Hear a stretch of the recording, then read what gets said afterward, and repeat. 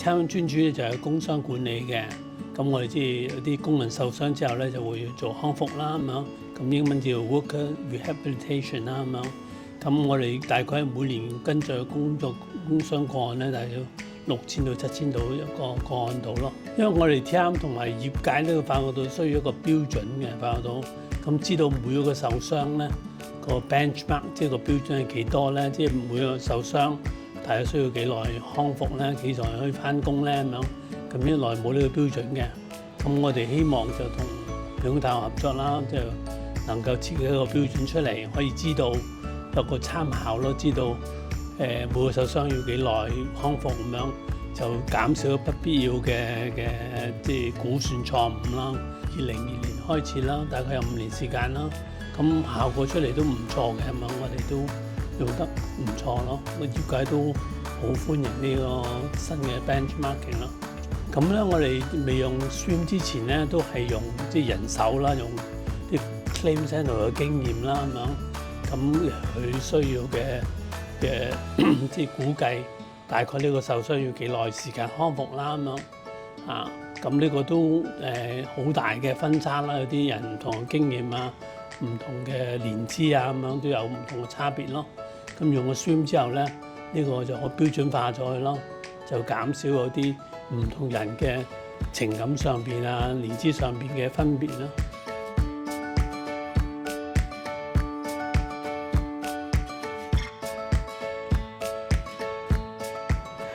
我哋有咗 SWIM 咧，我哋可以好客觀咁樣咧，幫客戶咧去估算嗰個個案嘅一個康復期啦，同埋永久嘅傷殘嘅。咁啊，最主要亦都可以幫我哋估算個成本啦。咁亦都可以幫保險公司咧制定到一個 reserve 嘅，更加客觀。咁比如話我哋有咗 reserve 嘅話咧，譬如有過去我哋嘅經驗一個骨折 fracture 嘅 case 咧，咁我會根據翻個案經理可能估算係9個月啦。咁但係而家我哋有咗 SWIM 嘅話咧，我哋可以SWIM 話俾我哋知佢大概4個月嘅，咁我哋可以咧有一個指標咧，令到我哋可以更加客觀同埋準確咁樣去制定一個嘅康復嘅一個嘅planning 啊咁樣嘅。咁其實有咗 SWIM 之後咧，佢真係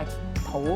大幅咁樣咧去到改變咗我哋日常嘅工作模式嘅。咁過去可能需要5年嘅經驗咧，先至可以處理一啲複雜嘅個案啦。咁但係有咗 SWIM 之後咧，其實比較 junior 嘅同事咧都可以自己咧去到運用 SWIM 咧，就係制定咗個 case 嘅 planning 嘅。咁另外啦，有咗 SWIM 之後咧，咁其實咧亦都唔需要太多嘅人手嘅檢視啦。咁佢電腦上咧可以自動幫我哋運算咗個 benchmark 之後咧，咁其實同事都可以獨立咁樣處理佢個案啦。咁自從2020年採用咗 SWIM 之後咧，咁系統已經可以自動化處理好多嘅個案啦。咁亦都唔需要再經過人手嘅輸入，咁啊令到流程可以減少咗2至3個月啦。咁亦都工作效率咧提高咗25% 至到30%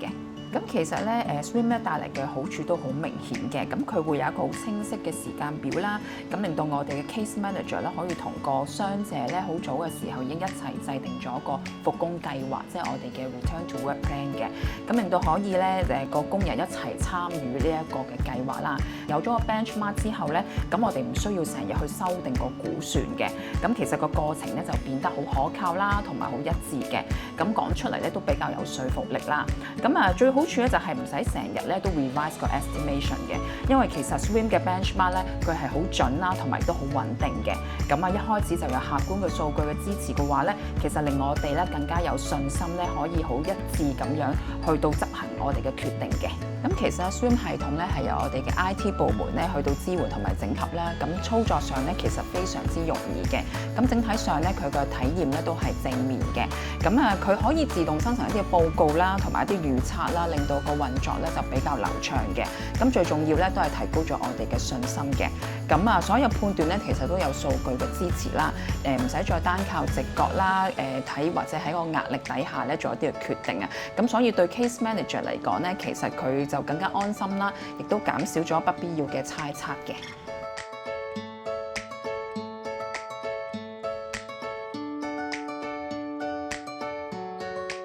喺個案層面上面咧 ，SWIM 幫助我哋辨識同埋預測一啲偏離嚴重嘅個案啦。咁咁有啲 case benchmark 預測9個月嘅，咁但係可能實際佢放咗3年病假，咁我哋都會睇翻滴勾出嚟睇翻係咪有啲特別嘅醫療因素咧？咁定係會有濫用病假嘅情況喺裏邊，令到我哋提早採取行動。咁喺帳戶方面咧，傳統上保險公司同埋僱主咧都會喺睇翻個賠償金額啦，嚟評估個風險同埋表現嘅。但係 Swim 咧就可以喺為每個個案都提供一個 benchmark， 令到我哋可以清楚比較預測嘅病假同埋實際病假個分別。咁即使係一啲有過百宗個案嘅僱主咧，我哋都可以做翻一啲benchmark analysis 啦。咁可以睇翻邊類型嘅病假係合理，邊類型嘅病假係偏離咗一啲合理嘅病假嘅。咁令到我哋喺整體個評估嗰個僱主個客戶嗰個病假嗰個情況底下，更有說服力、更客觀，同埋亦都可以幫到佢哋減低下年嘅保費嘅。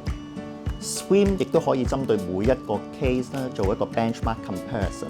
咁唔再淨係睇個 loss 啦咁而係睇翻每個 case 有冇偏離到嗰個評估嗰個病假個長短啦，令到我哋嘅客戶特別係保險公司啦，就可以係同翻個標準一個客觀標準做比較啦，更了解自己公司喺嗰個病假工傷個案管理嗰度啦，做得係好定係唔好啦。咁整體而言咧 ，Case Manager 對於 Swim 個應用都係非常之正面啦，因為佢提供咗一個客觀嘅指標俾我哋去參考，亦都減少咗一啲猜測啦，咁增加咗個透明度同埋增加咗我哋嘅決策信心嘅。咁我哋嘅客戶啦，特別係保險公司啦，佢哋都對 TRM 用 Swim 表示一個熱烈嘅支持嘅，因為 Swim 可以提供一個清晰嘅個案表現數據啦，亦都幫助客戶更加準確咁樣了解公司嘅表現嘅。咁亦都有一啲行業指標啦，可以同翻同行業嘅公司做一個比較，咁知道邊方面做得好啦，邊方面需要改善啦。咁 benchmark 報告亦都成為客戶審視自己嗰個工傷表現嘅一個重要工具啦。我哋亦都試過搞一啲大型嘅seminar， 都有超過100個客戶去參與嘅。咁至於工傷工人方面其實佢哋最關心其實係要放幾耐病假啦，要幾耐時間康復啦。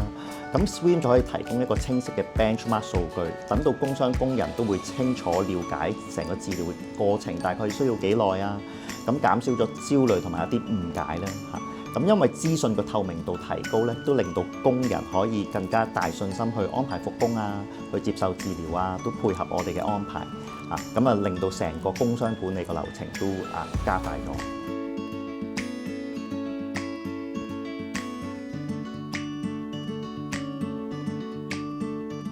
Swim 唔單止提升咗我哋嘅業務嘅系統啦，亦都將我哋業務嘅模式改變咗啦咁樣。以前舊有系統咧就唔可以